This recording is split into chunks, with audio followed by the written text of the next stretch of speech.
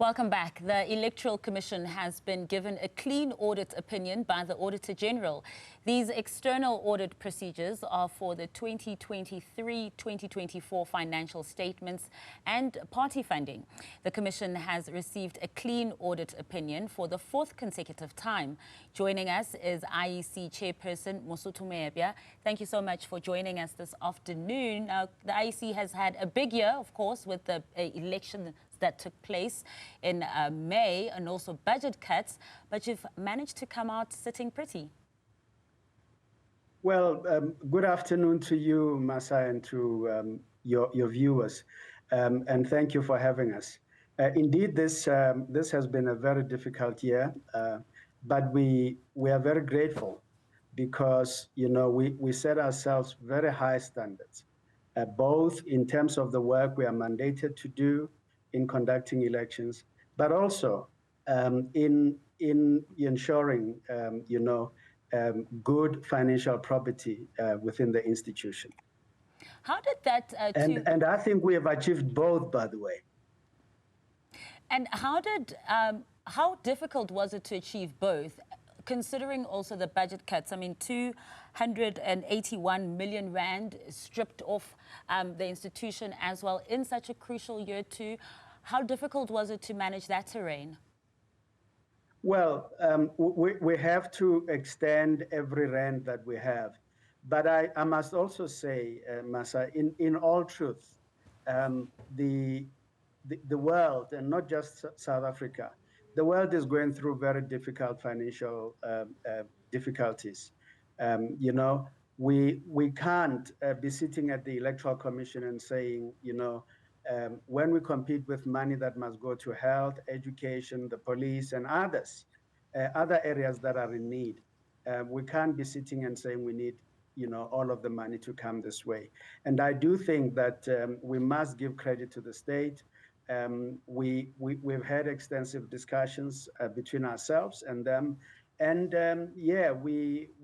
we have had to give money like everybody else does.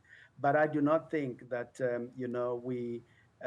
we have been in trouble extensively because we did not have the money. And I think there I should speak out, for Treasury in particular.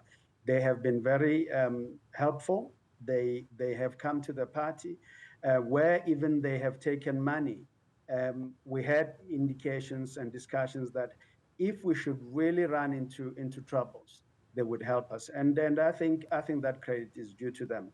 To the extent that we could have done with more, yes, I accept.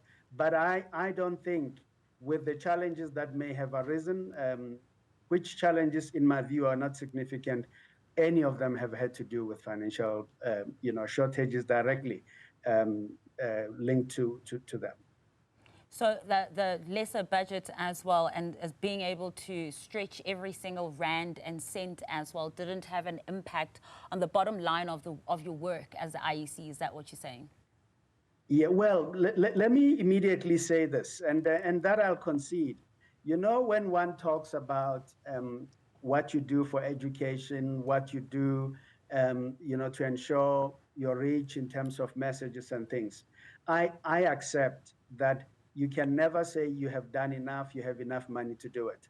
But you've got to draw a line somewhere and say, you know what, we reach this point where there is a critical mass that we have reached. Beyond that, our incremental benefits are no longer justifying the additional amounts that we are spending on. And that really is the process that we have gone through. Our audits indicate that for the spending we have undertaken, we have indeed done well. We have complied both with the financial and legislation, the PFMA in the main, but also the elections themselves. You would know we've had just about 40 court cases in different courts, mainly the Electoral Court. And in all of them, we have been found to have complied with the law. Many of those cases have been ruled in our favor, almost all of them, in fact. There's only one that is on appeal, and that's where we are.